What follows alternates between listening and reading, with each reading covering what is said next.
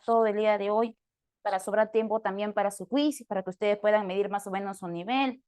Sí, y al final también les voy a enviar unas capturas de un PPT que resumiría más o menos lo que vamos a realizar el día de hoy, ¿ya? En el caso que por ahí la foto no salga muy clara, siempre nos vamos a apoyar de algunas PPTs para que usted pueda tomar luego apuntes, pueda repasar para su Excel, darle una leída final antes de ir al examen de admisión, etcétera, ¿ya? Entonces, recordando un poquito, chicos, lo que hemos visto la semana anterior. ¿Qué revisamos? ¿Qué revisamos, Harold? ¿Cuál fue el tema? Realidad lingüística del Perú, muy bien. Y el origen y evolución del castellano. Ahora, si ustedes son chicos que siempre están estudiando, que no se conforman con las preguntas que uno resuelve en clase, porque siempre el factor tiempo nos gana y no podemos resolver las 18 preguntas, al menos 10, 12, 14, y siempre quedan por ahí 3, 4 sin resolver. Hubieron unas preguntas que no se colocaron clave, no sé si ustedes las han leído, una que decía palatalización, metátesis, ¿no?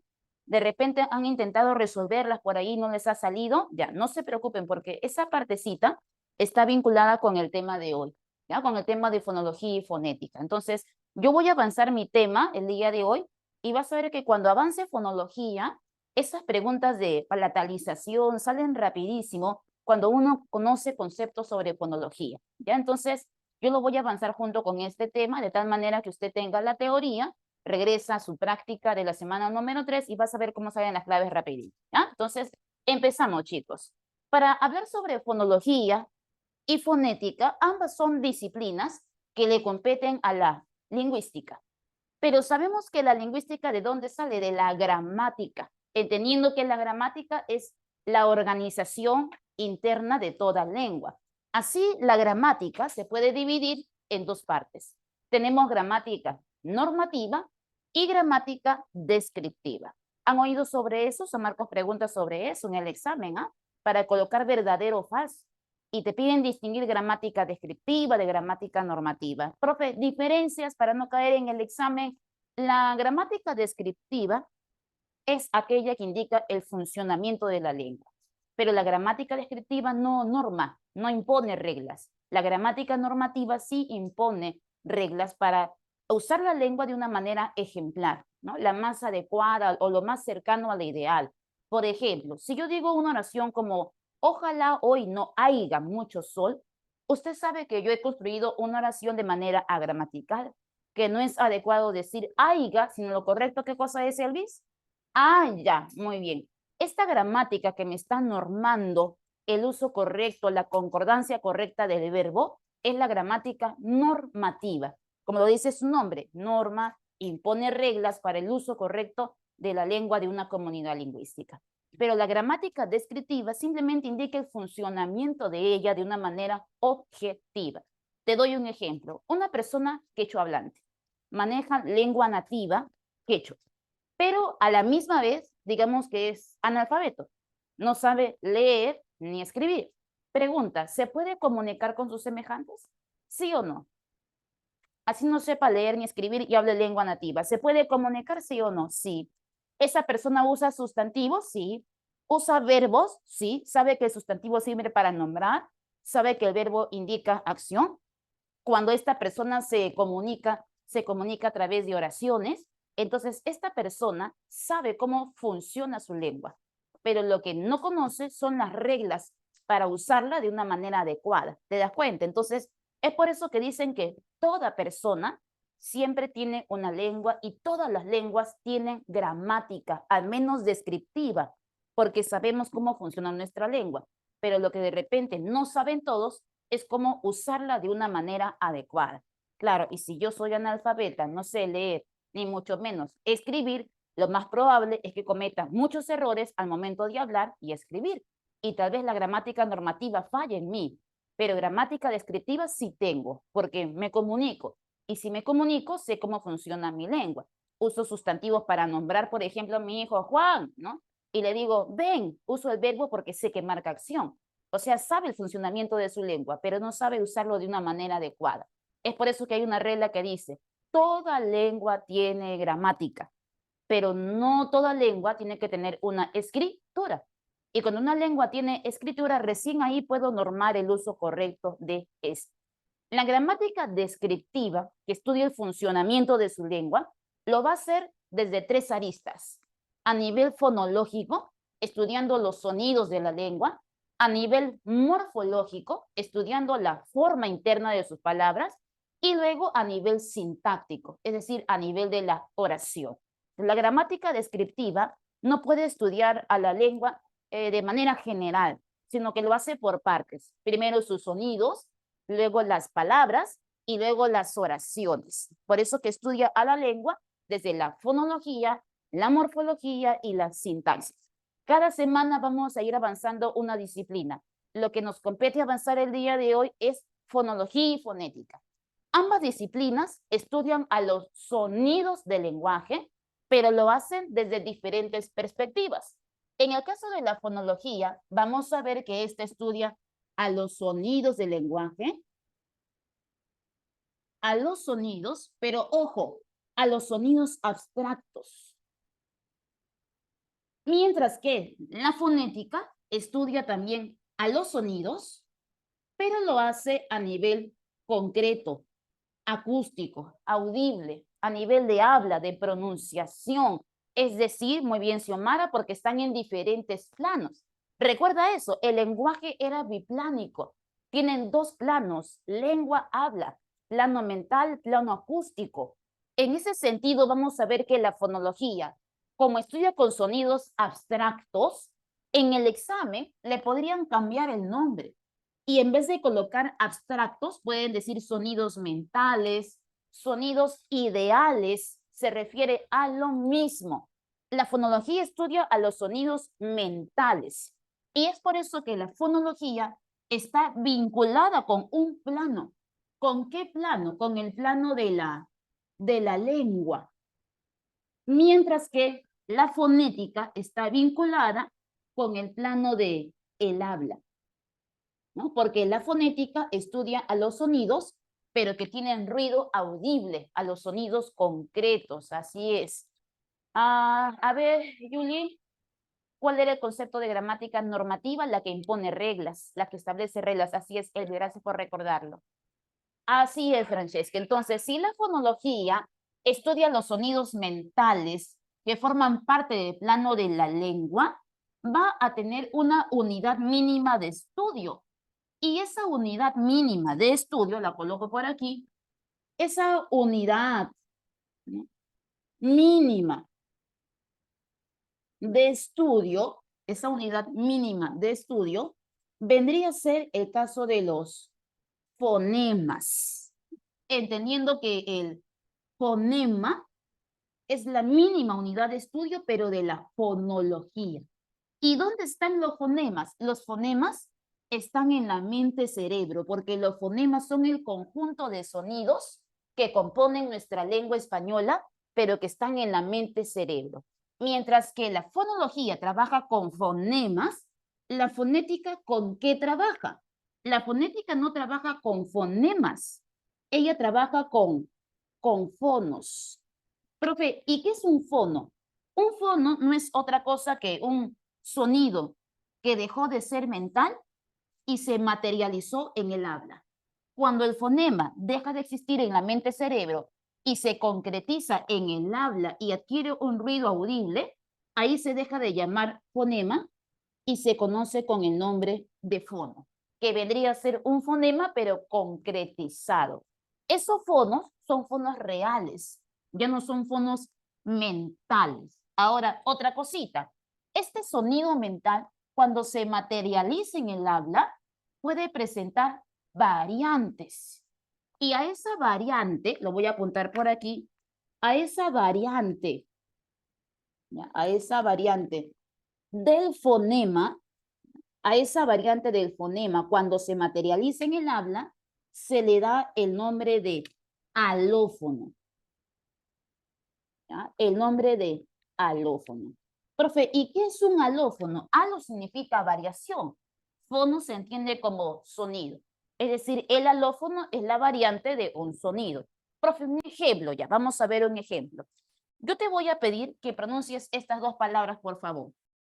Una de ellas es la palabra mano y la otra de ellas es el término mango. Y te voy a pedir que prestes real atención a la consonante N. Si bien es cierto, yo tengo la palabra mano y mango, ambas están usando la consonante N, al momento de pronunciarlas, realmente tienen el mismo sonido. Por ejemplo, cuando yo pronuncio la palabra mano, pronuncio exagerado en su casa, nadie lo va a ver, mano, ¿quién participa? La punta de tu lengua, el ápice. Está chocando en el alveolo, que es esa carnosidad que se encuentra después de los dientes superiores. Ahí choca la punta de la lengua. Mano. Es por eso que la N en mano suena bastante alveolar. Pero ahora pronuncia la palabra mango. Y pronuncia lo exagerado en casa, nadie te va a ver. Mango. Pregunta, ¿suena igual? ¿Realmente participa la punta de tu lengua? No participa la punta de la lengua, participa el cuerpo de la lengua que está subiendo, casi ya chocando al paladar duro. Mango, la lengua sube más que cuando yo digo no, ¿te diste cuenta? Entonces, en nuestra lengua vamos a ver que por más que tenemos la misma letra, la misma grafía, al momento de pronunciar esa letra, no siempre tiene el mismo sonido. Las letras de nuestra lengua española pueden presentar variantes al momento de pronunciarlas. Y a esa variante se le conoce con el nombre de alófona. Profe, un ejemplo más, algo más visible. Yo escribo una palabra, por ejemplo, como esta. Si yo le pido a un peruano que lea la palabra parrilla, el peruano lee la doble L, pero no pronuncia doble L. Aquí, como somos yeístas, lo pronunciamos como si fuera una Y, parrilla. Y si yo le pido a un argentino que pronuncie esa palabra, el argentino también está leyendo la doble L, que es la misma letra, pero al momento de pronunciarla, la pronuncia igual que un peruano, ya no. Ya no va a decir parrilla, que dice parrilla. Y aparece esa sha, que es la variante de la ya.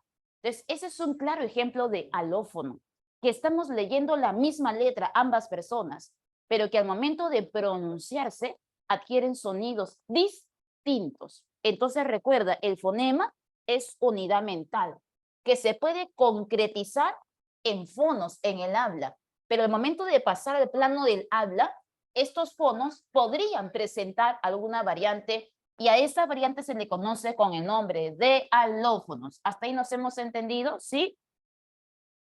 Muy bien. Entonces, por otro lado, vamos a ver lo siguiente. Nos dicen que en la fonología no existe, no hay una relación, no existe una relación biunívoca entre grafemas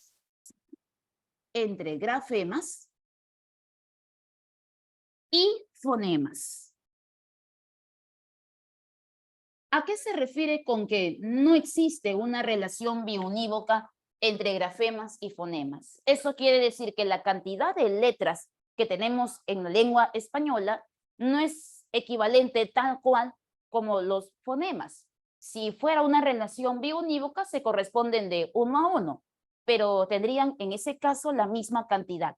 Pero en el español no pasa eso. ¿Cuántas letras o grafías tenemos en el alfabeto del español? Se dice que en total tenemos 27 grafías. Lo apunto por aquí. Tenemos 27 grafías, pero fonemas no tenemos 27, sino que tenemos 24.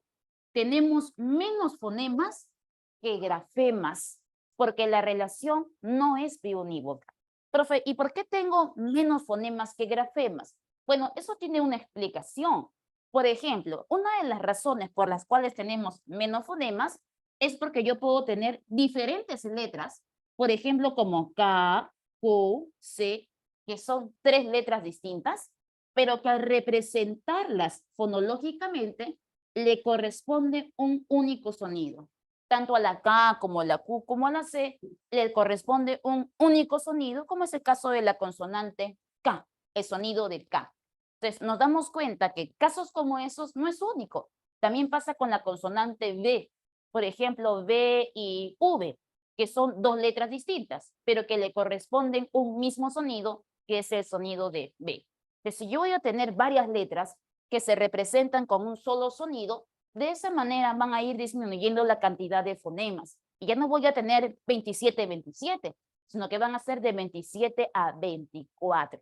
Por otro lado, si bien es cierto, los fonemas son 24, se dice que la cantidad de fonos en nuestra lengua española, solo hablo del español, en total serían 22. Profe, pero ¿no serían 24 fonemas, 24 fonos? No, tenemos 22 fonos. Profe, ¿y por qué 2 menos? ¿A qué se debe eso? Y eso tiene una respuesta. La razón por la cual tenemos menos fonos son por dos fenómenos conocidos como el ceseo y el yeísmo. ¿Recuerdan ustedes qué cosa era el ceseo y el yeísmo? A ver, Xiomara, Jeremy. El ceseo, ¿en qué consistía el ceseo? A ver, ¿lo recuerdan? Consistía en confundir la pronunciación de SC con, lo borro por aquí, SC con Z. Y el yeísmo era confundir la Y con la doble L. Así es una confusión. Se borra la distinción entre Y doble L y SCZ. Pregunta, ¿hablar con ceseo, hablar con yeísmo es una incorrección de la lengua española? A veces como alumno uno se pone a pensar, profe, entonces si yo pronuncio zapato con S, estoy pronunciando mal. No corresponde al dialecto estándar, ¿no? Estoy usando mal mi lengua española. Y miren lo que te digo. La RAE dice que hablar con ceseo y hablar con yeísmo incluso constituye parte de la norma culta. O sea que si tú no distingues y hablas con ceseo y yeísmo, no te sientas mal. No estás hablando mal la lengua, sino que es parte de la norma culta. No es tu culpa que pronuncies con ceseo y yeísmo, porque ese es un proceso natural que partió de la evolución de la lengua. Y tú no eres culpable de la evolución de la lengua. Pero sí podría decir que nuestra culpa, es decir, por ejemplo, cosas como aiga, estea, ¿no? O, por ejemplo, reponió, ¿no? Sube arriba, ya. Cosas como esas sí son nuestra culpa, porque hablamos de manera agramatical, rompiendo toda regla. Pero hablar con ceseo y hablar con yeísmo no es tu culpa. Es un proceso natural que partió de la evolución de la lengua. Entonces, hablar con ceseo y yeísmo no constituye una incorrección. Otra cosita, San Marcos ya ha preguntado por ceseo y por yeísmo alguna vez en el examen. Y fue una pregunta de verdadero o falso. La número 1 decía, el ceseo y el yeísmo solo se habla en una parte del Perú. Y la clave era falso, porque el ceseo y el yeísmo está difundido en casi todo el Perú. Incluso se dice que es un fenómeno que se ha extendido en todo Latinoamérica. Y la mayoría de hispanohablantes, no solo el Perú, habla con ceseo y con yeísmo. No solo en una partecita del Perú, sino que está difundido en casi todo el Perú. Otra alternativa decía, el yeísmo, ¿no? Se habla en todo el Perú. Se podría decir que en el caso del yeísmo está difundido en casi todo el Perú, pero hay una parte pequeña, que es la sierra peruana, que aún conserva la pronunciación, la distinción de la doble L. Por ejemplo, cada vez que ven la doble L, ellos lo pronuncian más o menos como si fuera una L con una I pequeñita.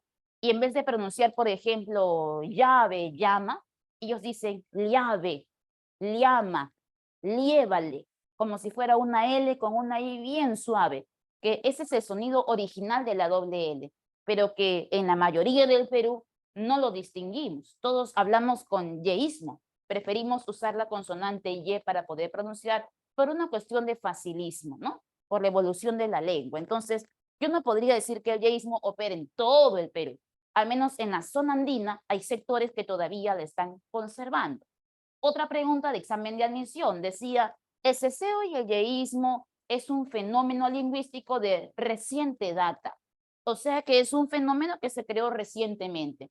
Y eso es falso, porque con ceceo-yeísmo incluso se dice que hablamos desde la Edad Media. Imagínate qué tanto tiempo venimos hablando con ceceo-yeísmo, desde la Edad Media hasta el castellano actual, en la época que tenemos el día de hoy, bastante tiempo. Entonces, esa alternativa es de reciente data, también era una alternativa falsa.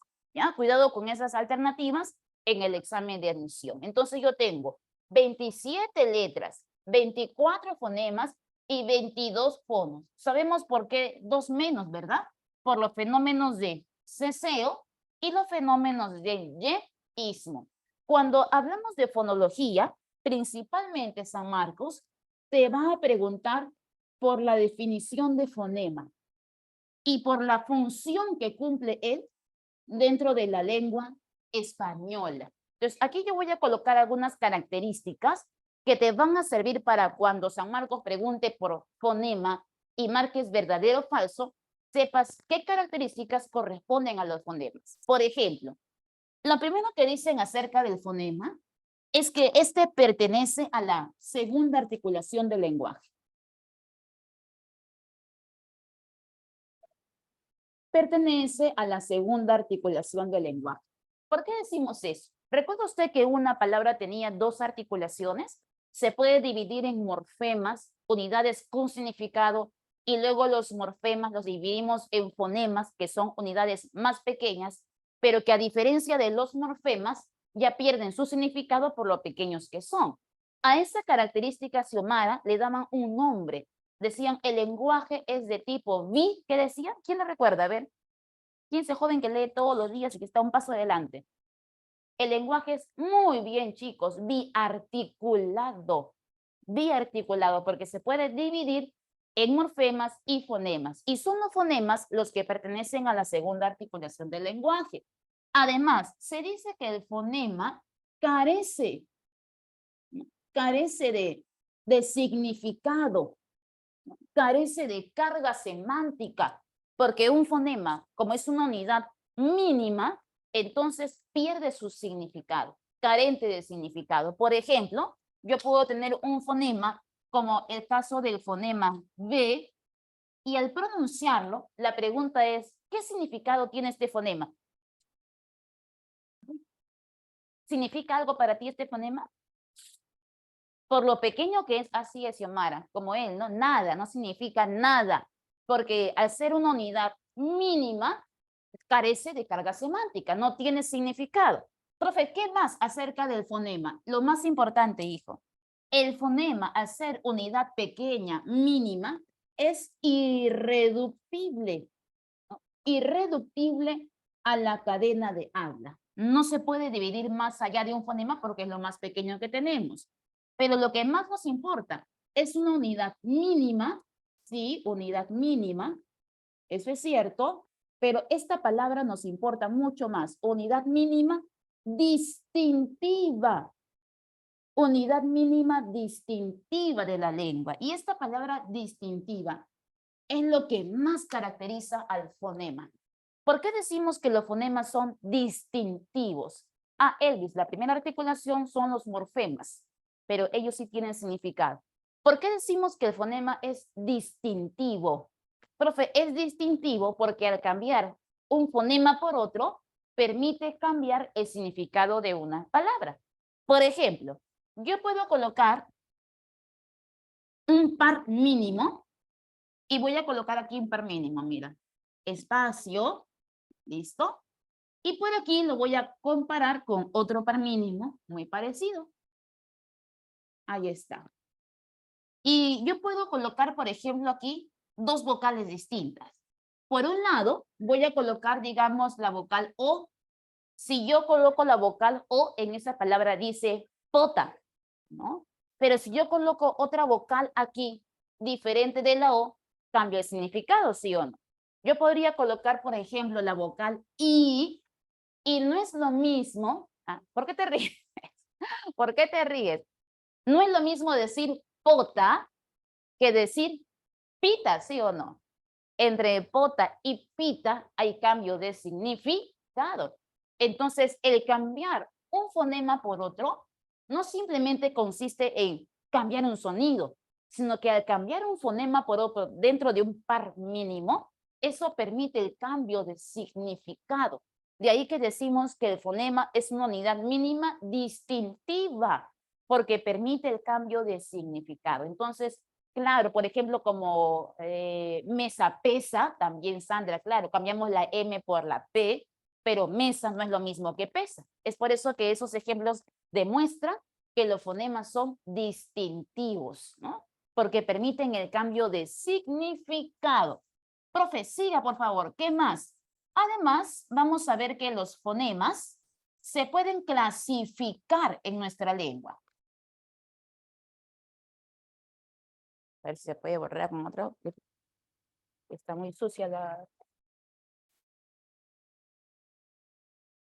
Por ejemplo, si ya sabemos cómo es el fonema, cómo se comporta, qué funciones tiene, por otro lado, nos pueden pedir en el examen clasificación de fonemas, ¿sí? Las clases de fonemas.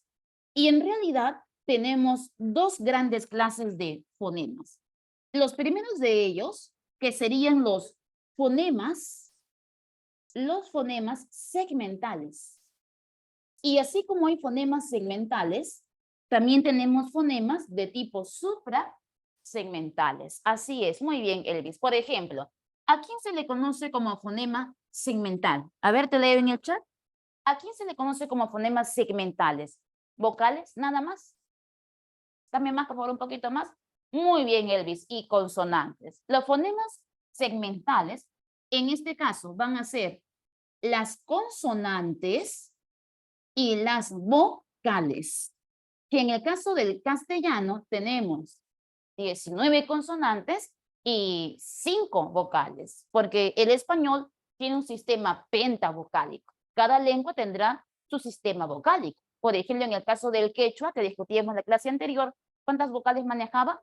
Sistema trivocálico, muy bien. En el caso de español, 5 vocales, 19 consonantes. ¿Por qué se llaman segmentales? Porque cuando yo uno consonante vocal, lo que formo es una palabra. Formo una palabra o también llamada segmento, que ahí que se llaman fonemas segmentales, porque al unirse y al combinarse forman la palabra o segmento. De ahí viene su nombre segmental. Y por otro lado, tenemos a los fonemas de tipo suprasegmentales. ¿Quiénes son los fonemas suprasegmentales y por qué se llaman así? A ver, te leo en el chat. Supra significa encima de, ¿no? Encima del segmento, encima de la palabra. Y lo que yo coloco encima de la palabra es el acento, lo que coloco para indicar la mayor fuerza de voz. En el caso de los fonemas suprasegmentales, muy bien, Xiomara, tenemos al acento, al caso del acento, y también, por ejemplo, tenemos al caso del tono, ¿no? El tono o también llamado entonación. En el examen de admisión suelen cambiarle el nombre y le dicen tono, entonación, tonema, inflexión tonal, que es lo que San Marcos está preguntando mucho ahora. Usa el término inflexión tonal ascendente, descendente, ¿no? A ver, Elvis, es decir, trabaja sobre los segmentales. Exacto, Elvis. Por eso se llaman suprasegmentales, porque van encima del segmento. Una vez colocó San Marcos un verdadero o falso que decía, los fonemas segmentales y suprasegmentales aparecen a la par, verdadero o falso, verdadero, porque una palabra, ¿no?, aparece junto con su acento mayor fuerza de voz. No es que el acento aparezca aparte de la palabra, ¿no? Entonces sí es cierto que segmental y suprasegmental aparecen a la misma vez, ¿no? La palabra con su respectivo acento. Concurren, así es, Elvis. Ahora, algo muy importante que voy a marcar aquí. El acento, ¿ya? El acento trabaja a nivel de la palabra, ¿ya? El acento trabaja la función distintiva, la marca a nivel de palabra, pero el tono marca la función distintiva, pero lo hace a nivel de la oración. Eso sí no lo debes olvidar porque aparece mucho en los libros de CEPRE. ¿Ah? Por ejemplo, profe, ¿a qué se refiere con eso de a nivel de palabra, a nivel de oración. Voy a colocar unos ejemplos para que se pueda entender mejor. En el caso del acento, por ejemplo, voy a colocar una palabra como esta y la voy a colocar 3 veces. ¿Ya? Para poder variar el acento. Si yo coloco un acento agudo, aquí diría traficó. Si le diera acento grave, diría tráfico. Pero si lo doy un acento esdrújulo, diría tráfico. La pregunta es, al mover el acento de posición entre traficó, tráfico y tráfico, ¿significan lo mismo las 3 palabras? La escritura es la misma, pero al mover el acento no permitió también el cambio de significado, sí. Entonces el acento, aunque no es segmental, es suprasegmental, también cumple función distintiva porque todo fonema cumple función distintiva. En el caso del acento, operó en la palabra. Sobre la palabra yo cambié de posición el acento y permitió el cambio de significado. Pero el tono, la entonación, no trabaja con la palabra, sino que trabaja con la oración. Lo que hace es cambiarle la actitud del hablante para ver si es una pregunta o si simplemente es una enunciación. Entonces yo cambio la actitud del hablante de la oración, más no de la palabra. Entonces el acento trabaja con unidades menores, pero la entonación trabaja con, en este caso, porciones mayores, segmentos mayores, como el caso de la oración. Profe, un ejemplo. Entonces, en ese caso, vamos a ver que tenemos clases de tono. Por ejemplo, tengo un tono de tipo ascendente. Así también tenemos tono de tipo descendente y tono de tipo horizontal. Diferentes tonos. La pregunta es, ¿cómo encontrar los tipos de tonos? En el caso que me pidan tono de tipo ascendente, yo debo buscar, ¿qué cosa? Debo buscar una pregunta.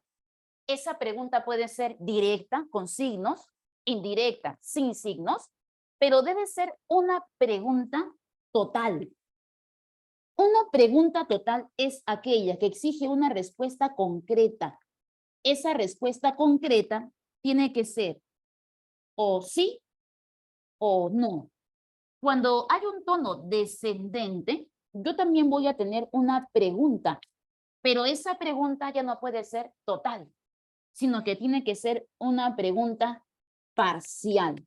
Y una pregunta parcial es aquella que exige una respuesta, pero su respuesta ya no va a ser concreta como un sí o no, sino que la respuesta de una pregunta parcial será toda una explicación. Te doy un ejemplo. Si yo enuncio la siguiente pregunta, cuando digo, ¿te sientes listo para el examen de admisión? Usted responde, sí, no. Es una pregunta total. El tono es ascendente. Pero si de repente Xiomara dice, no, profe, no me siento lista, yo realizo otra pregunta. ¿Por qué no te sientes lista, Xiomara, para el examen de admisión? Y ella responde, porque me faltan repasar algunos temas. Cuando ella dice, porque me falta repasar algunos temas, su respuesta ya no fue concreta, sí o no. Me dio toda una explicación. Ahí la pregunta ya no es total, es una pregunta parcial y el tono sería de tipo descendente. Así es. Algunos lo van a llamar también en este caso libre, ¿no? O en este caso indirecta, se refiere a lo mismo, ¿no? Total y parcial. Pero ojo, descendente también podría ser en el resto de los casos. Por ejemplo, yo pregunto, voy a preguntar, ¿te sientes listo para el examen de admisión? Usted responde, sí, no, ascendente. Cuando digo, ¿por qué no te sientes listo para el examen? Usted responde, ¿por qué la causa? Tono de tipo descendente. Pero cuando usted me responde, no me siento listo porque me falta repasar, la pregunta es, ¿esta oración de no me siento listo porque me falta repasar, realmente es una pregunta? No es pregunta, solo es una enunciación, ¿no? Y esa enunciación puede ser afirmativa, sí me siento lista, puede ser negativa, no me siento lista o listo, o puede ser dubitativa, Quizá, probablemente me sienta listo, pero no es una pregunta, es una enunciación. No te estoy preguntando, te estoy simplemente comunicando de manera afirmativa, negativa o dubitativa. Entonces, descendentes serán las preguntas parciales, pero también serán las enunciaciones. Ellas también tendrán un tono de tipo descendente. Y horizontales son cuando las oraciones son oraciones incompletas. Incompletas. Y nos damos cuenta porque hacemos uso de los puntos suspensivos. Pero aquí yo no puedo colocar cualquier oración, sino que vamos a colocar oraciones donde el emisor supone que el oyente y el receptor ya conoce el resto de la información. Entonces, la información que yo construya tiene que ser una información también por demás conocida por ti. Yo debo colocar un pensamiento filosófico, un refrán, un dicho popular. Por ejemplo, le puedo decir, ¿sabes qué, Gustavo? Solo sé, usted completa. Que nada sé, profe, ¿no? Jeremy, a caballo regalado, usted completa. No se le mire el diente, Miss, ¿no? O de repente por ahí un dicho popular, ¿no? A quien madruga, profe, yo lo completo, Dios lo ayuda. ¿Y por qué lo completa usted? Porque el enunciado que he construido, esa información ya es conocida por el oyente. Por eso usamos un tono de tipo horizontal, solo con enunciados donde el emisor ya sabe que el oyente conoce el resto de la información y él es capaz de completar el enunciado. De ahí el uso de los puntos suspensivos cada vez que hay una oración de tipo incompleta. Y el tono funciona a nivel de la oración, ¿ok? Entonces, las preguntas del examen de admisión más o menos aparecen así. Por ejemplo, te dicen, identifique dónde encontramos la función distintiva del acento.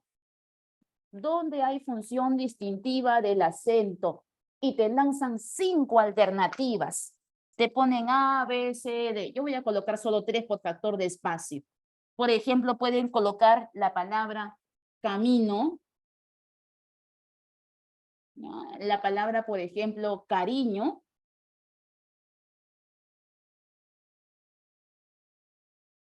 y pelícano. Y te dicen cuál de estas alternativas puede presentar, en este caso, la función distintiva del acento. Ya, entonces, ¿qué vas a hacer en este caso? Vas a hacer lo siguiente. Como me piden función distintiva, entonces yo voy a tomar la primera palabra, camino, y vas a jugar con su acento. Y vas a hacer esto. La palabra camino, ¿existe? Sí, pero caminó también existe. Entonces, en esta palabra sí hay función distintiva del acento. Pero si yo juego con la segunda palabra, la palabra cariño sí existe, pero la palabra cariño tiene sentido, tiene lógica decir cariño. Entonces, al mover el acento, como tenemos un resultado ilógico, esa palabra no existe, aquí no hay función distintiva del acento. Profe, ¿y aquí? Pelícano. Ah, profe, se refiere al animal. Y si cambio de posición el acento, pelicano. Sí tiene sentido. Hombre de cabello con canas. Por eso le dicen pelicano. Entonces, la palabra pelícano existe. Y pelicano también. Ah, entonces, aquí también hay función distintiva del acento. Te doy una más. La palabra juego. La palabra juego existe. Pero si yo cambio de posición el acento, entonces sería, por ejemplo, en este caso, juegó. La palabra juegó existe, entonces ahí no hay función distintiva del acento. Solo habría, por ejemplo, en A y en C, y marcarías las dos. Una clave que diga A y C. Y cuando te piden función distintiva, ¿no? Donde hay función distintiva, pero del tono, de la entonación, yo puedo colocar lo siguiente.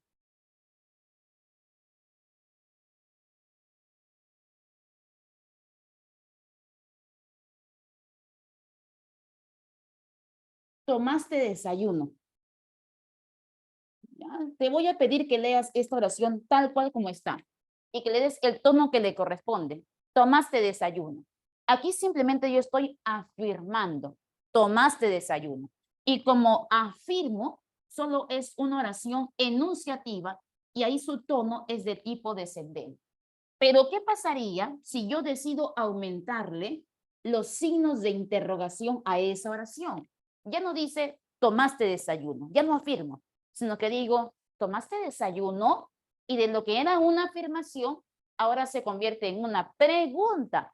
Y si se convirtió en una pregunta, entonces ya no es ascendente, sí, descendente, sino que es de tipo ascendente. La pregunta es, ¿será lo mismo decir, tomaste desayuno, que decir, tomaste desayuno?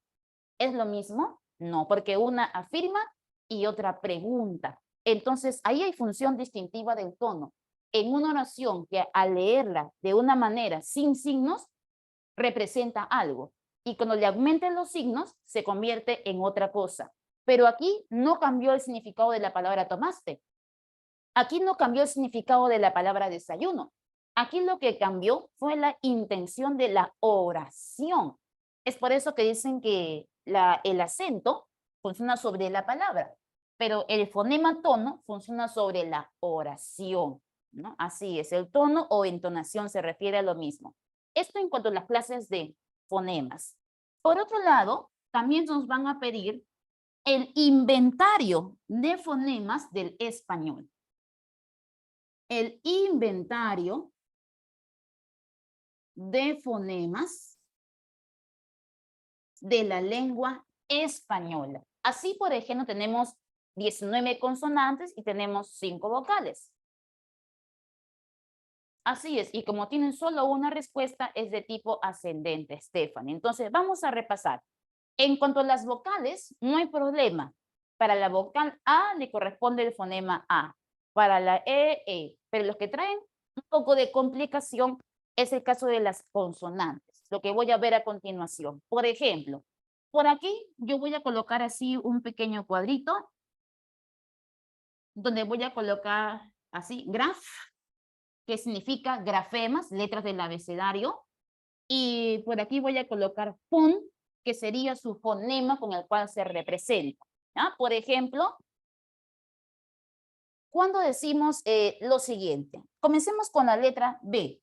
Por ejemplo, cada vez que veas la letra B o la letra V, cualquiera de las dos, cuando te piden representación fonológica, hijo, de ahora en adelante, cuando veas palabras que tengan cualquiera de las dos letras, vas a escribir el fonema de B.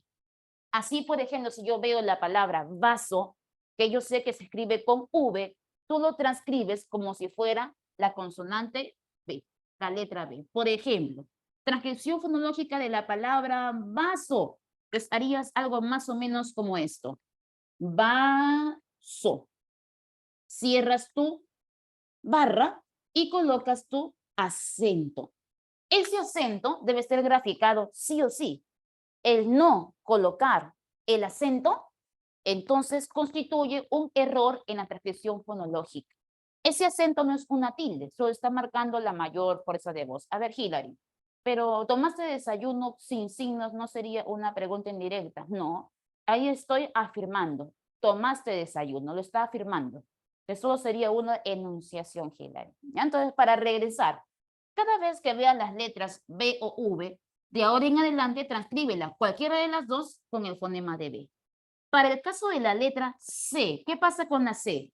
La C, la Q y la consonante K tienen el mismo sonido. Y como suenan igual, lo transcribo con el mismo sonido. Por ejemplo, cada vez que vea palabras que tengan C, Q o K, yo voy a transcribir el sonido de K. Entonces, por ejemplo, ¿cómo transcribiría la palabra casa, por ejemplo? Que no vas a escribir casa con C, sino que vas a colocar el sonido que le corresponde. Tanto a C como Q como K le corresponde el fonema K. Entonces, casa escribirías más o menos así. Casa y con su acento. ¿Ok? Y le colocamos el fonema que le corresponde. Siempre entre barras, Luis. ¿Por qué? Porque si yo coloco barras, ¿sabes qué significan esas barras? Esas barras significan, así aparecen estos sonidos en mi mente, son fonemas. Pero si tú colocas corchetes, ¿ya? Corchetes, entonces eso pertenece al habla, porque los corchetes significan, así suenan estos sonidos en el exterior. Así es, Grace. Así quedaría queso con la K también, ¿no? Tal cual. En vez de colocar Q, me colocas la K. En el caso de la K coincide, ¿no? Para kilo, ahí va a coincidir. Pero cada vez que veas la C, dale el sonido de K. Si ves Q, dale el sonido de K, porque si suena como K, hay que escribir tal cual como suena. Y siempre con esa tilde, que en realidad no es tilde, sino que es acento y mayor fuerza de voz. ¿Se han dado cuenta ustedes cuando estudian inglés, le colocan la palabrita así, play, ¿no? Y al costadito colocan corchetes con la pronunciación más o menos cercana a la palabra, ¿no? Para que tú te guíes de cómo pronunciar. Y escribe play entre corchetes. Ese corchetes son fonos. Quiere decir así suena. Colocan corchetes por eso, no colocan barras, porque las barras son los fonemas y los corchetes son los fonos, como se tiene que escuchar en el habla, ¿no? De ahí la presencia de los corchetes. A ver, continuamos. Ya tenemos la B, tenemos la C. Continuemos con la che.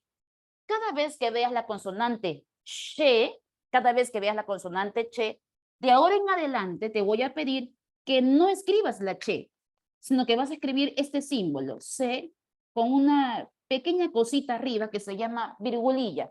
Una C con una virgulilla. Entonces, cada vez que veas la consonante che, transcribe C con virgulilla. Por ejemplo, ¿cómo transcribiríamos la palabra chompa? Escribimos C, virgulilla, O-M-P-A. Y su acento, chompa, listo. Cerramos la barra para terminar con los fonemas. Sí, con esa coronita que se llama virgulilla, la che, chompa. Así quedaría, tenemos A, B, C. Para la D no hay problema, porque ahí coincide. Para la D le corresponde D, ¿no? Ahí no hay cambio, coincide. Para la consonante F, ¿no? Tampoco hay problemas, porque también le corresponde el mismo sonido. F, ahí sí es biunívoco, corresponden de uno a uno, ahí sí, ¿no? D, E, F, la G. Ya, la G sí hay problemas. Por ejemplo, cada vez que usted vea esto, o esto, ¿ya? Usted lo va a transcribir con el sonido de G. ¿A qué me refiero con esto? Por ejemplo, la consonante G puede ser una palabra, como el caso de gato. En gato solo escribo la consonante G nada más solita, pero en la palabra guerra, usted no escribe guerra así. No coloca solo la G. Usted escribe guerra así, con la U. Pero esta GU sería para ti tu dígrafo. Esa G con U suena como una G, porque hay dos maneras de escribirse. G sola y G con U como si fuera un dígrafo del castellano. Entonces, cada vez que usted vea la G o vea la G, pero sienta usted que tenga el sonido de G, que no suene como J, no, que suene a G. Si suena a G, entonces transcribes este sonido, G. Entonces, para transcribir una palabra, por ejemplo, como la palabra guerra, yo transcribo de la siguiente manera. G, para esta letra G, su fonema es G, solo escribo la G sin la U, G, ra. Y la doble R, coloco R con virgulilla, que sería una vibrante múltiple, rr, ¿no? R con su coronita, como dicen ustedes, la virgulilla, ¿no? Pero no escribo GU, sino que solo escribo su símbolo, G. Ese símbolo G ya representa a la G, ya sea esta o esta. Si usted coloca este fonema, representa el sonido de G. No me vaya a escribir la U. Profe, ¿y cuándo podría escribir la U?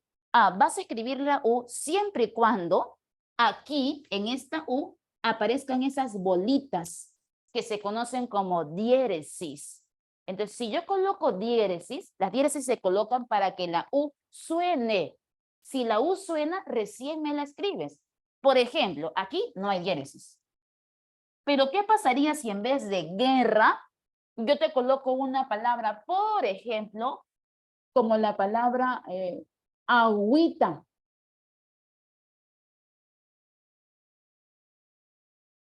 Agüita. ¿Cómo transcribes la palabra agüita? A ver, o pingüino, así es. Que ahí la palabra no es pingüino, es pingüino. La U está sonando, ¿no? Entonces, ¿cómo transcribes la palabra agüita? A ver, te escucho. A, G, el sonido de G, muy bien. La U la escribo porque tiene diéresis, porque está sonando. Agüita. Y coloco su acento. Así quedaría la palabra agüita, ¿no? O vergüenza, muy bien, Luis, porque la U suena. Entonces, tenga cuidado. Si mi U no suena y forma dígrafo como en guerra, como en arguedas, y no suena, no me transcribas la U, solo su fonema, que es la consonante G, y así queda. Y tienes licencia de colocar la U siempre y cuando aparezcan diéresis, como el caso de agüita, vergüenza, pingüino, lingüística. Ahí recién tienes, en este caso, la licencia para colocar la U. Ahí sí la puedes colocar en la palabra agüita, ¿ok? Tenemos entonces F, G, la H. La H no se escribe. ¿Por qué? Porque la H es letra, es grafía, pero no tiene fonema. Es la única letra del abecedario que no tiene un fonema, ¿no? ¿Por qué? Porque es muda. Y los fonemas recuerdan que representan sonidos, pero como la H es muda, es la única letra del alfabeto español que no tiene fonema. La J. ¿Qué pasa con la J? Cada vez que veas esta letra, J, o esta letra, G, pero la G que suene como J, ojo, vas a transcribir el fonema que represente a J. Y el fonema que representa J es la letra X. Y cada vez que usted encuentre, ¿no?, un caso donde vea una letra que suene como J, no escribas la J, vas a escribir el fonema X. Ese fonema X representa a la J. Por ejemplo, ¿cómo transcribirías la palabra jarra? Lo escribo por aquí, jarra. X, A, R, A, jarra. Así quedaría. No me escribes la J, escribe su fonema. Y el caso de la G puede sonar a G, pero la G también podría sonar a J en algunos ejemplos. Mira, está claro, jugo quedaría así, Joaquín.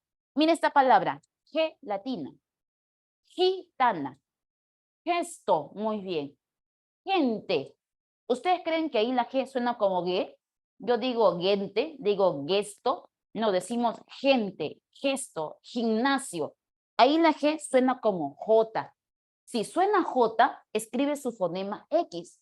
Por ejemplo, ¿cómo quedaría la palabra gesto? A ver. X, E, S, T, O. Gesto. Así quedaría su transcripción fonológica. Y cada vez que veas una letra, ya sea J o G, pero que suene a J, colocamos el fonema de X. ¿Ya? A ver, continuamos. Voy a poder borrar esta partecita de la pizarra, chicos. Sí, sí, no te preocupes, me voy a apartar para que tú puedas tomar tu foto. A ver, me avisas, pero rapidito.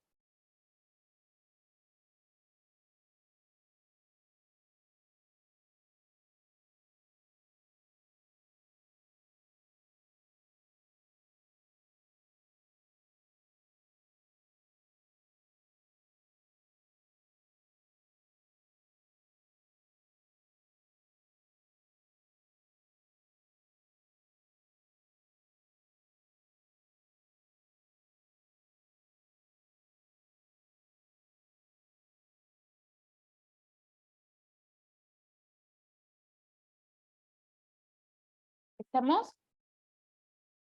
Muy bien, Elvis. A mí me encantaría tener realmente las 2 horas completas, porque con 2 horas se puede acabar la parte de fonología y fonética, todo en realidad.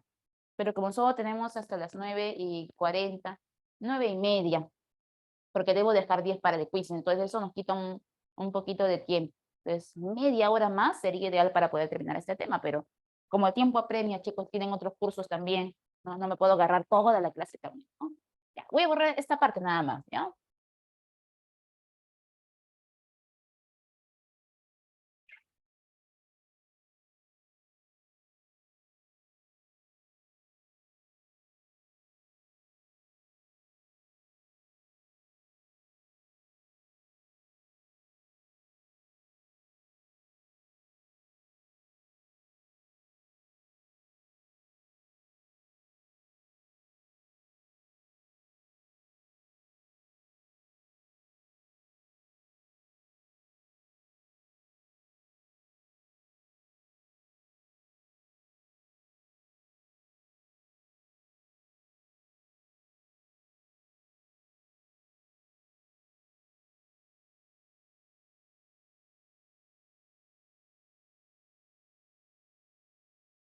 Listo.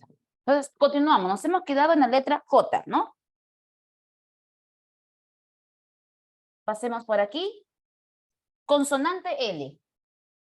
Cuando veas a la consonante L, hijo, ahí no hay problema porque tienen la misma correspondencia. Para L le corresponde L, ahí no varían, es lo mismo. Ya no voy a colocar ejemplos por eso. En la doble L, cuando veas doble L, le vas a colocar el siguiente fonema.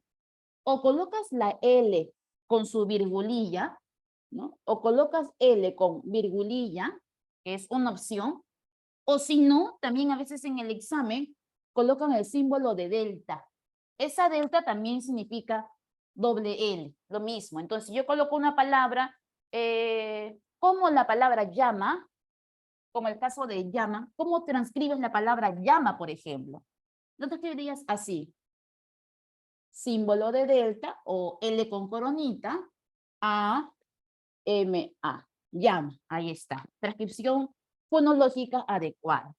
Comenzamos con la letra M. Cuando veas M, ahí no hay problema porque le va a corresponder la letra M. Ahí son biunívocos, le corresponde igualito. Igual para el caso de la N, también le corresponde N, no hay variante. Pero para la ñ, en vez de colocar bigotito, colocas N con la coronita. ¿Ya? Entonces, si yo veo palabras como el término ñato, te piden transcribir la palabra ñato, usted hace N, coronita, A, T, O, ñato. O sea que lo único que cambia en la ñ es, en vez de colocar bigote, colocamos coronita. Nada más. El resto es igual. Para el caso del fonema P, ¿ya? Del fonema P le corresponde P, ahí no hay variante, pasa lo mismo. Para el caso de la R y la doble R, si es vibrante simple, ahí es biunívoco, le corresponde R, no hay problema. Pero si es doble R, colocamos R con la coronita. ¿Ya? Por ejemplo, si yo quiero colocar una palabra como el término perro, entonces colocaríamos más o menos así. P, R, coronita, O, perro. Ahí está, correcta transcripción. Para la letra S, no hay problema porque le va a corresponder la letra S, igual, el mismo sonido, pero ojo, como hay ceseo, hijo, como hay ceseo, puede aparecer la S, sí, como también puede aparecer la C, sí o no, como también puede aparecer la Z. Entonces, si yo coloco una palabra como, digamos, la palabra Cecilia, ¿cómo transcribe usted la palabra Cecilia? Sabiendo que tiene dos letras C, pero esas letras C, C, el C y C, son letras C, pero suenan acá, no, suenan a S. Y como suenan a S, yo transcribo como suenan. Entonces, así quedaría Cecilia. De esa manera. Porque usted lee la letra C, pero como suena como S, transcribes como suena. Así quedaría Cecilia. ¿Ah? Para el caso de la letra T, ahí es biunívoco, no hay problema, le corresponde la letra T.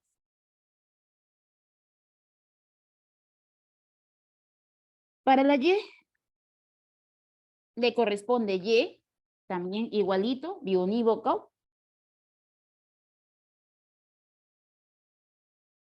Para la Z, colocamos el símbolo de teta. Ahí sí cambia. Por ejemplo, para el caso de Z, te piden transcribir la palabra suela, que lleva la letra Z, pero tú no escribes Z, escribes teta. Y haríamos esto. Suela. Así. Así quedaría la palabra suela, ¿no? Y por último, el caso de la X, que lo he dejado para el final. La X se dice que es un fonema poligráfico. En el caso de zapato, igual, en vez de Z colocas el símbolo de teta. Pero si en el examen no colocan teta, sino colocan S, también es válido, porque están operando con el fenómeno de CC, ¿no? Recuerden eso. Ahora, la X se dice que es un fonema poligráfico. ¿Por qué dicen eso de poligráfico, chicos? ¿No? Ah, el caso de la W, Elvis, si suena como U, lo transcribes como vocal. Por ejemplo, en Hawái, si suena a una vocal U, lo escribes como U. Igual con la Y, por ejemplo, en cuy, hay Y, ¿no? Pero si suena como vocal I, escríbela I, ¿ya? Si suena como vocal, escríbela como la vocal. En el caso de la X, aquí sí hay que tener cuidado porque puede tener más de un fonema. Por ejemplo, en algunos casos, la X puede sonar como una consonante S. A veces la X puede sonar como J. A veces la X puede sonar como el sonido KS. Veamos algunos ejemplos. Si yo coloco una palabra, por ejemplo, como xilófono, que yo sé que lleva X, yo no escribo la X, sino que escribo como suena, con la S, xilófono. Y cierro la barra. Entonces, si mi X suena a S, escribo la S. Pero también la X puede sonar como J. Por ejemplo, como en la palabra México, ¿no? O la palabra Jimena. Entonces, en la palabra México quedaría así. Cierras la barra, ¿no? Y escribo esta X, pero recuerden que esta X es el sonido de J. Pero también podríamos tener palabras como taxi, por ejemplo, que se escribe con X, pero suenan como una KS. Por ejemplo, como en el caso de la palabra taxi. Cerramos la barra. Y esta X tiene no uno, sino dos sonidos. Suena a KS, taxi. Y la X puede adquirir ese doble sonido de KS. Y cuando te piden contar fonemas, por favor, no me vaya a hacer esto. T1, A2, KS3. No lo cuente la KS como un solo fonema, sino que cuéntalo como dos sonidos distintos. Contarías T, A, K, S, I. La palabra taxi tiene 5 fonemas, porque San Marcos pide eso. 3 palabras, ¿cuántos fonemas tiene cada uno? Por ejemplo, en xenofobia, Carlitos, si suena a S, escribes con la S, ¿no? Grace, ¿hay diferencia entre S y teta? ¿Se puede representar? Sí, puedes colocar cualquiera, porque al menos aquí en el Perú hay fenómeno de ceseo. Pero por una cuestión de examen de admisión, Grace, la formalidad es que te suelen colocar teta. ¿Ya? Ahí no colocan ceseo para no confundir. Colocan teta, que es la formalidad, su símbolo formal de la letra Z. ¿Hasta aquí, chicos, nos hemos entendido? ¿Sí? Perfecto. Yo voy a pasar a hablar un poco sobre la clasificación de sonidos y ya con eso podemos avanzar la práctica, ¿ya? Esta parte la puedo borrar, chicos. Ah, para la N le corresponde N. Igualito, ahí no hay variante. El mismo sonido, ahí es biunívoco. ¿Sí? Se puede borrar. Tomaron su fotito, ¿no? Claro, y si la Y, por ejemplo, Diego, suena como doble L, escribes la doble L, la L con coronita. Y si me suena, profe, ahí, escribes la I. Entonces, todo depende de cómo suene. ¿Listos? ¿Ahora sí? Ya.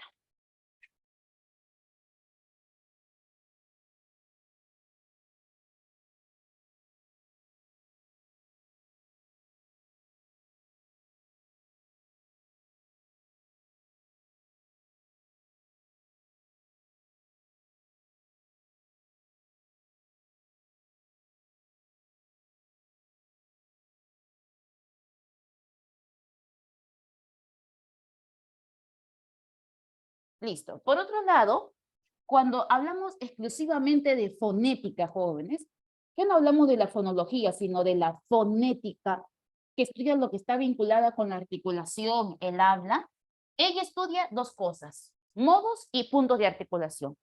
Cuando hablamos sobre los modos de articulación, lo voy a colocar por aquí, cuando hablamos de los modos de articulación, estamos hablando de la manera en cómo sale el aire al momento de emitir el sonido. Así los modos pueden ser oclusivos, fricativos, africados, laterales, vibrantes y nasales. Vamos a clasificar a cada uno de ellos, porque cuando San Marcos pregunta por esto, dice, marque la alternativa en la cual encontramos un enunciado que tenga más fonemas oclusivos o más fonemas fricativos, y hay que buscar clave. Para eso hay que conocer a los sonidos. ¿Por qué se llaman oclusivos? ¿De dónde viene el nombre? Oclusivos se llaman porque al momento de pronunciar el sonido encontramos una oclusión, un impedimento total en la salida del aire. Por ejemplo, como la consonante B. Miren cómo la pronuncio y miren el impedimento en la salida del aire. Voy a pronunciar la B, pero sin vocal. El aire no puede fluir libremente, sino que al ser pronunciada la B encuentra un obstáculo, un impedimento, una oclusión, y ahí el nombre de oclusivo, impedimento, cierre total en la salida del aire. ¿Quiénes son los oclusivos? Para recordarlos, vamos a aplicar una memotecnia. ¿Qué memotecnia? Vamos a escribir esto de aquí. Bodega pituca. Cuando te digan dónde encontramos fonemas oclusivos, usted coloca bodega pituca. ¿Para qué? Para quitar las vocales y quedarte con las consonantes. Donde en bodega, B, D, G serían los oclusivos sonoros y P, T, K los oclusivos de tipo sordos. Es decir, las cuerdas vocales no vibran. Si me piden fricativos, ¿por qué se llaman fricativos? Porque estos sonidos al pronunciarse, ya, el aire va a salir, pero no sale libremente como la vocal, por ejemplo, el aire no sale libremente, sino que también encuentra impedimento en la salida del aire. Pero su impedimento no es total, sino que es parcial. El aire saldrá, pero friccionando con un órgano. Por ejemplo, como la F o la S. El aire sale. No es como la consonante B. Impedimento total. No es un impedimento parcial, porque el aire sí va a salir, pero friccionando con un órgano. De ahí el nombre de fricativo. Para recordarlos, aplicamos una memotecnia. El caso de la palabra foxis. Cuando te pidan fricativos, escribe acostadito de tu examen, foxis. Y sería la F, la Z, la X, que sería el sonido de J, la Y y la S. Todos ellos son fricativos. Pero se han ordenado de esa manera para que vea que F, X y S son sordos y que la Z y la Y son sonoros.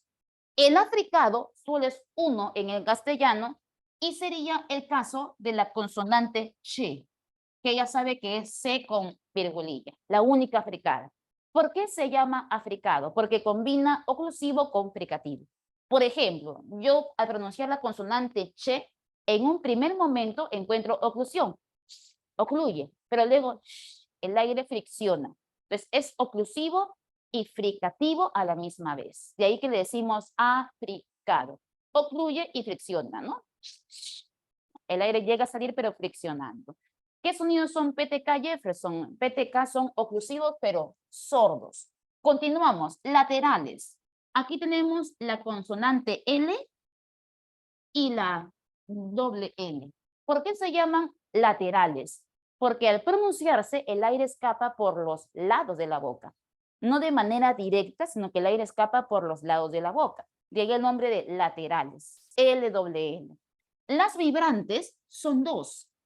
La vibrante simple, R, y la vibrante múltiple, doble R. Por ejemplo, como en perro, no es lo mismo que decir pera, vibrante simple, ¿no?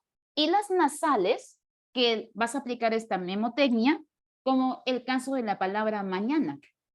En la palabra mañana están todas las nasales, M, Ñ y N. Y se llaman nasales porque al pronunciarse, el aire no escapa por la boca, sino que escapa por las fosas nasales. Por ejemplo, pronuncian la palabra mano de manera exagerada en casa, colocando un dedo debajo de tu nariz. Mano. Y se va a dar cuenta cómo el aire escapa por las fosas nasales. Y ahí que se llaman nasales, escapa por la nariz. Entonces tenemos oclusivos, fricativos, africados, laterales, vibrantes, nasales. Eso en cuanto a los modos. En cuanto a los puntos de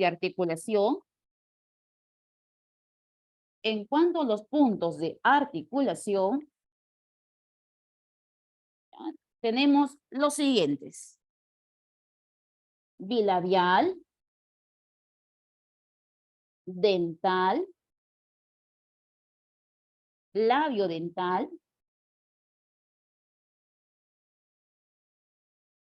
interdental, interdental, alveolar, alveolar, seguimos por aquí, palatal y velar. Todos ellos los puntos de articulación. Por ejemplo, sí, SN significa sonoro y SD significa sordo, Luisito. ¿Ya? Son oclusivos que suenan en las cuerdas vocales y oclusivos que son sordos. Las cuerdas vocales no suenan. En cuanto a los puntos de articulación, volveré a dibujar a mi personita.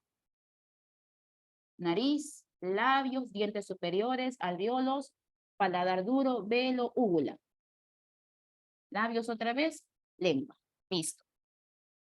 Las consonantes bilabiales son aquellas que se usan los dos labios al pronunciarse. Serían, por ejemplo, consonante B, la P, la M. Las tres serían bilabiales. En el caso de dentales, serían la D y la T. Cuando yo pronuncio una consonante dental, la punta de mi lengua choca en el diente superior, y ahí que se llama dentales. Pronuncio la consonante D y se dará cuenta cómo la punta de la lengua choca en el diente superior. Labio dental sería la consonante F, porque uso mi diente superior con mi labio inferior para pronunciar la consonante F, de ahí que se llama labio dental. Interdental sería la consonante Z, pero pronunciada realmente como lo hacen los españoles, entre los dientes, zapatos, suela, de ahí que se llama interdental. Alveolares serían la consonante S, R, L, N, que al pronunciarse la punta de la lengua choca en el alvéolo, esa carnosidad que está detrás de tu diente superior. Si usted quiere, se puede tocar en casa, esa carnosidad detrás del diente superior blandita se llama alvéolo. Y cuando yo pronuncio la consonante S, R, L, la punta de tu lengua choca en el alvéolo. Por eso que se llaman consonantes alveolares. Las palatales son la consonante ch, la ñ, la y y la doble L. Y se llaman palatales porque al pronunciarse, el cuerpo de la lengua se eleva hasta chocar en el paladar duro. Por ejemplo, pronuncia la consonante ñ y se da cuenta cómo el cuerpo de tu lengua choca hasta el paladar duro. Y hay el nombre de palatal. Y son la ch, la ñ, la y, la doble L. Y las velares son la consonante K, la G y la J, que llegan hasta aquí. La parte final de tu lengua, el postdorso, se eleva y choca hasta el velo del paladar. El velo del paladar es una carnosidad que está antes de lo que usted le llama campanita, que en realidad es la úvula. Antes de tu campanita está ese velo del paladar. Y cuando yo pronuncio la K, la G o la J, el postdorso de mi lengua choca hasta ahí, hasta atrás, hasta el velo del paladar. Por ejemplo, pronuncia la palabra jarra de manera exagerada. Te darás cuenta cómo llega hasta la parte del velo, ¿no? O la G también, hasta atrás. Igual con la K, hasta atrás, velo del paladar. Y ahí acaba. En el castellano no tenemos consonantes uvulares, pero sí hay otras lenguas que tienen consonantes uvulares, que chocan hasta la campanita. Por ejemplo, casos como el turco o el alemán. ¿Han escuchado cómo suenan sus lenguas? Algo más o menos como esto, bien raspado, ¿no? Porque suena hasta atrás. La lengua llega hasta la úvula. En nuestro caso, solo llega hasta el velo del paladar. Y las velares serían K, G y X. Ya tenemos los modos, tenemos los puntos. Lo que nos falta es clasificar a las vocales. ¿Recuerdan ustedes el triangulito de fonología? El triángulo de Helwan. Para poder clasificar vocales, ¿sí? Si lo usan, perfecto. Úsenlo para el examen de admisión. Pero también podríamos usar memotecnias para recordar la clasificación de vocales. Por ejemplo, coloquemos por aquí. Las vocales pueden ser anteriores, centrales y posteriores.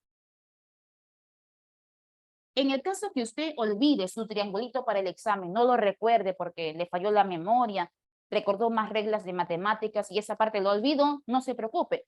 Aplique la siguiente mnemotecnia. Para las anteriores serían las vocales I y E. ¿Por qué se llaman vocales anteriores? Se llaman anteriores porque al ser pronunciadas, uno adelanta bastante la lengua. Usted de manera práctica adelante la lengua más o menos en esta posición y pronuncie la I y la E, con la lengua bien adelantada. A propósito, I y E. Tranquilamente se puede pronunciar la I y la E con la lengua adelantada, porque son vocales anteriores. Pero intente eso con la O y la U, con la lengua bien adelantada. No se puede. ¿Por qué? Porque la O y la U son vocales posteriores, pero sí se puede hacer con la vocal I y E. La vocal central sería la vocal A. Yo te voy a pedir pronunciar la I y la E y luego cambia a la A. Y dime en qué posición está tu lengua. I, E, A. La lengua retrocede a la mitad, por eso que se llama central. Y las posteriores serían las vocales U y U. ¿Por qué se llaman posteriores? ¿Por qué? Tiene su nombre y eso tiene una explicación.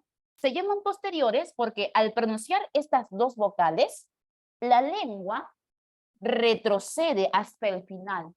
Y al retroceder tanto la lengua hacia la parte posterior, la lengua indirectamente jala con los músculos de tu boca y hace que indirectamente la boca tenga forma de embudo o U. Y es por eso que son las únicas vocales del castellano que se pronuncian con la boca en forma de embudo, O y U, porque al retroceder tanto la lengua también jala los músculos de la boca y hace que formen el embudo. Cuando te piden dónde hay vocales posteriores, buscamos el caso de la O y la U.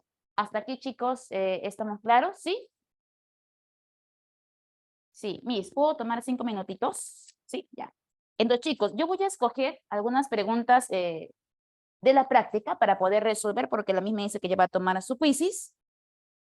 Pero vamos a escoger al menos unas 3 preguntas para poder responder, ¿ok? Y con la teoría que ya manejamos, vamos a colocar claves al resto de la práctica. Por ejemplo, en la pregunta número 1, va a tomar fotito ya. Voy leyendo. Pregunta número 1. Dice, los fonemas del español no guardan relación biunívoca perfecta con los grafemas. Entonces, el número de fonemas segmentales, ¿no?, que corresponden a la palabra exhausto es, ¿cuántos fonemas tiene la palabra exhausto?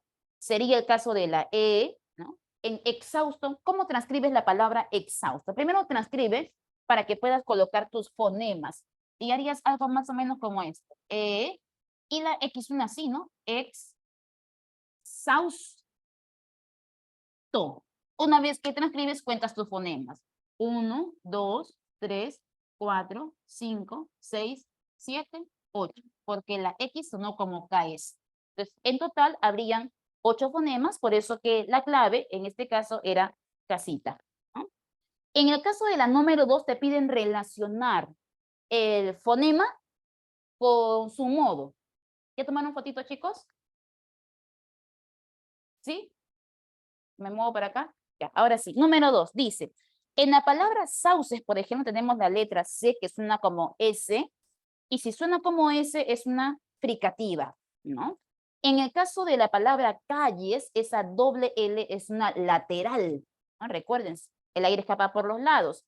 En cañitos, la ñ, ¿qué cosa es la ñ? Es una nasal, ¿no? En mañana está la ñ. Y en impoluto, esa P salió de bodega pituca. Es por eso que es un oclusivo. Y la clave tenía que ser casita. Y vamos a responder una preguntita más, por ejemplo. ¿Cómo es el caso de la pregunta?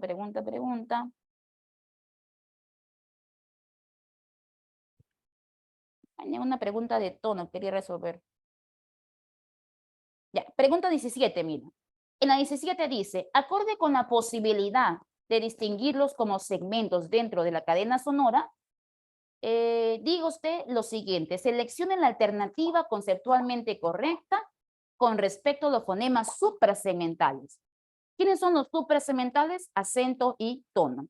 Decía A, solo distinguen significados a nivel de las palabras. Falso. También distinguen a nivel de la oración. B, Todos ellos carecen de la función distintiva.